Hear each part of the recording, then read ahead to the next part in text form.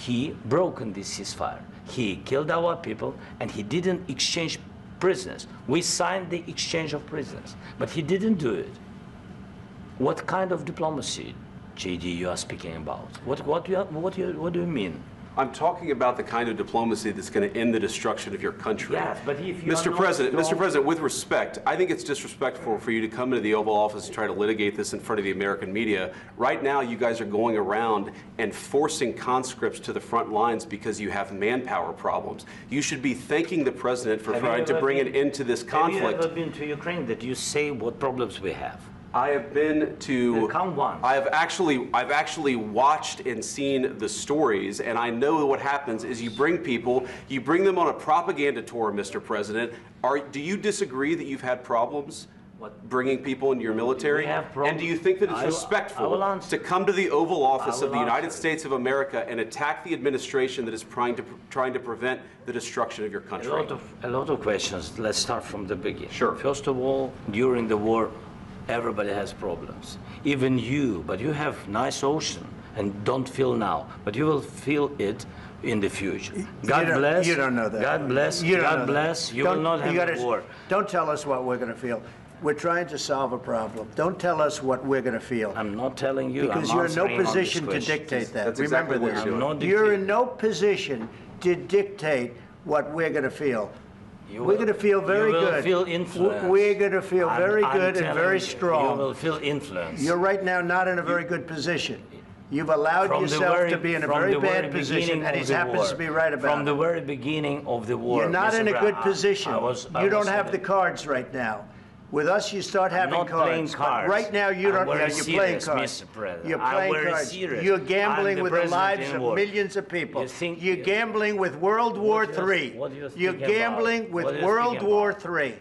And what you're doing is very disrespectful to the country, this country. That's back to you. Far more than a lot of people said they should have. Have you said thank you once? This entire meeting? No, in this entire meeting, have you said thank you?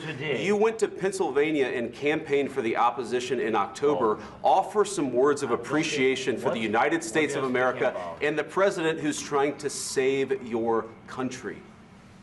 Please, you think that if you will speak very loudly about the war, you can... He's not speaking loudly. He's not speaking loudly. Your country is in big trouble. Can I Wait a minute. No. You've done a lot of talking. Your country is in big trouble. I know. You're not winning. You're not winning this.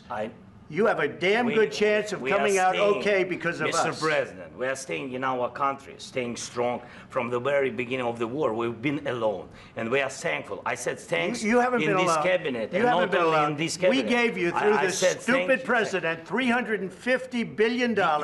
We gave you military equipment, and your men are brave, but they had to use our military. Yes. What about if you didn't have our military equipment, if you didn't have our military equipment, this war would have been over in 2 weeks. In 3 days. I heard it from Putin. In 3 days. This is something maybe new. Less. In 2 weeks. Of course, yes. It's going to be a very hard thing to do business like this. Again, I tell you. Just say thank you. I said a lot of except that there are disagreements, and let's go litigate those disagreements rather than trying to fight it out in the American media when you're wrong. We know that you're wrong. But you see, I think it's good for the American people to see what's going on. I understand, sir. I think it's very important. That's why I kept this going so long. You have to be thankful. You don't have the cards. Thankful. You're buried there. Your people are dying. I can tell you you're again, running low on soldiers. Listen, you're running Mr. low President. on soldiers. It would be a damn good thing. Mr. And then you tell us, I don't want a ceasefire. I don't want a ceasefire. I want to go, and I want this. Look. If you could get a ceasefire right now, I tell you, you take it so the bullets stop flying and your men stop getting killed. Of course, we want to stop the war. But you're saying you don't want a ceasefire. But I said to you, I want a ceasefire. With guarantees. Because you'll get a ceasefire faster than an agreement. Ask our people about ceasefire, what they think. That wasn't with me. For you what, that wasn't with me. That was with a guy named Biden, who was not a smart person. That was with Obama. It was your president. Excuse me. That was with Obama, who gave you sheets, and I gave you javelins. Yes. I gave you the javelins to take out all those tanks. Obama gave you sheets. In fact, the statement is Obama gave sheets and Trump gave javelins. You got to be more thankful, because let me tell you, you don't have the cards. With us, you have the cards. But without us, you don't have any cards. One more question to Mr. Vice President. I'm sorry, here. It'll be a tough deal to make. Because the attitudes have to change. What if Russia breaks ceasefire? What if Russia breaks peace talks? What do you do then? I understand that it's a heated conversation right now. What are you saying? She's asking, what if Russia breaks the ceasefire? What if anything? What if a bomb drops on your head right now? Okay? What if they broke it? I don't know. They broke it with Biden because Biden, they didn't respect him. They didn't respect Obama. They respect me. Let me tell you, Putin went through a hell of a lot with me. He went through a phony witch hunt where they used him and Russia.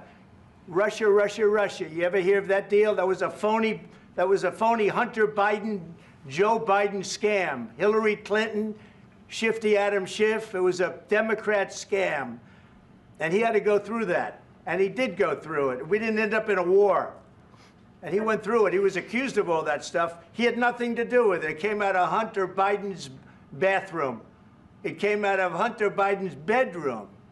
It was disgusting. And then they said, oh, the laptop from hell was made by Russia, the 51 agents.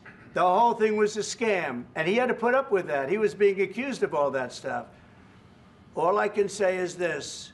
He might have broken deals with Obama and Bush, and he might have broken them with Biden. He did, maybe. Maybe he didn't. I don't know what happened. But he didn't break them with me. He wants to make a deal. I don't know if you can make a deal. The problem is I've empowered you to be a tough guy. And I don't think you'd be a tough guy without the United States. And your people are very brave. But you're either going to make a deal or we're out. And if we're out, you'll fight it out. I don't think it's going to be pretty, but you'll fight it out.